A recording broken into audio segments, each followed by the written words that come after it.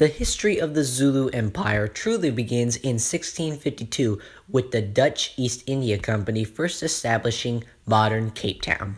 Fast forward to 1709, and a man literally named Zulu founds a tribe after himself. Fast forward again to 1815, and a man named Shaka takes control of the Zulu tribe after killing his younger half-brother. Just a year later, a man named Zwide of the powerful Ndwandwe tribe killed a man named Dingane, who was the chief of the powerful Matetwa. So Shaka, vowing revenge, declared war on the Ndwandwe tribe. At the first real battle of the war, the Ndwandwe army outnumbered the Zulu forces more than 2-1. Shaka had around 5,000 men, but Zwide had a force of 12,000. Despite this disadvantage in manpower, Shaka overwhelmingly defeated the Ndwandwe army. 2,000 Zulu were killed in this battle. By contrast, Zwide lost 7,500 men. After 18 months of minor skirmishes, Shaka finally destroyed the Ndwandwe army at the Battle of the Mahatuzi River. Seeing his chance, Shaka took his army and marched on the Ndwandwe capital. Shaka ordered his army to kill all the men of fighting age, bringing only the women and children into his tribe. Then, in 1827, Shaka's mother died, and he went mad in grief. It is said that he had over 7,000 of his own people killed. Shortly after, he was killed by his own brother, Dingane, who became the new chief. But eventually, Dingane would face a new problem. Remember how I said that the Dutch East India Company established modern Cape Town? Well, now, as a result of the Napoleonic Wars, the British now controlled this colony, not the Dutch. So with the Dutch now moving out of Cape Town and settling elsewhere, they come to Dingane for help. And at first it appears well, but then Dingane betrays them, kills their men, and sent troops to massacre the Dutch wagon trains. Eventually, the Dutch sent out another wagon train, but at the Battle of Bloody River, 10,000 Zulu attacked the encircled Dutch wagon train, but despite being outnumbered more than 20-1, the Zulu are soundly defeated. 3,000 Zulu were killed, and only 3 of the Dutch were wounded. And with this horrible defeat, Dingane's last brother, Mapande, saw his chance and allied with the Dutch to overthrow his brother. And when Dingane finally died, Mapande became the new king or chief of the Zulus. Now, Mapande isn't considered the best king of the Zulus. You see, with the British now in Africa and the Boers elsewhere, keeping them both happy was a big responsibility. For example, when he strengthened his power by invading and annexing a territory known as Swaziland inside of the Zulu Empire, the British government saw this as a threat and ordered him to retreat, forcing him to abandon the territory that he had just conquered.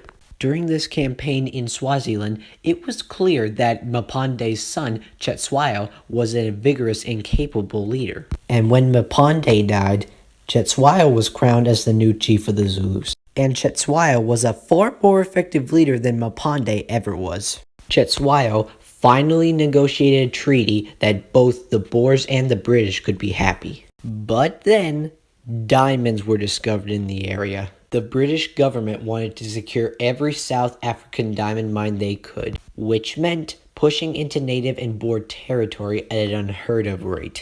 But while the British home government wanted to make all this happen, the South African government said, no thank you. And the treaty that Cetshwayo had worked so hard for was over. And that only meant one thing: war.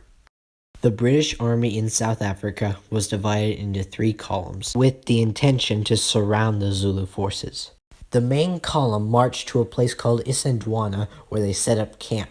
But the commander made a foolish error and left less than 2,000 men, taking the majority of the troops to go find the Zulu forces somewhere else. Later that day, a party of scouts followed a group of rebels and tracked them to a hill, where, to their horror, they saw 20,000 men sitting in utter silence. Having realized they were spotted, the Zulu army attacked. Less than 2,000 against 20,000 Zulu warriors. On both sides, soldiers fought heroically, but the British were overrun.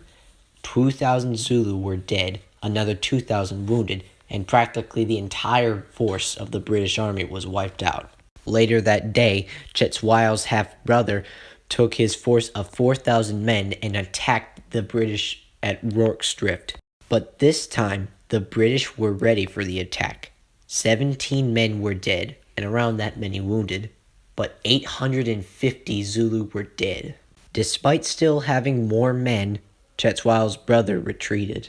Despite the fact that this invasion had failed, the British returned with a force of 5,200 men and had finally attacked the Zulu capital and captured it. Between 13 and 18 British soldiers were killed, another 473 Zulu died, and around 1,000 Zulu were wounded. Later that day after the battle, Cetshwayo was captured and sent back to England in exile.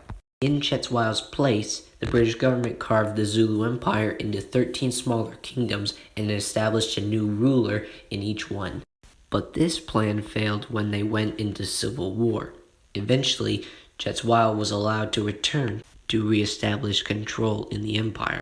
But sadly, shortly after he returned, he died, leaving his son Dinyu Zulu as the new chief, and he aligned himself with the Boers. The British responded to this in 1887 when they officially annexed the Zulu Empire for good. And like that, the Zulu Empire was no more. Thanks for watching this video.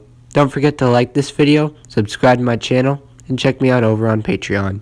The link is in the description.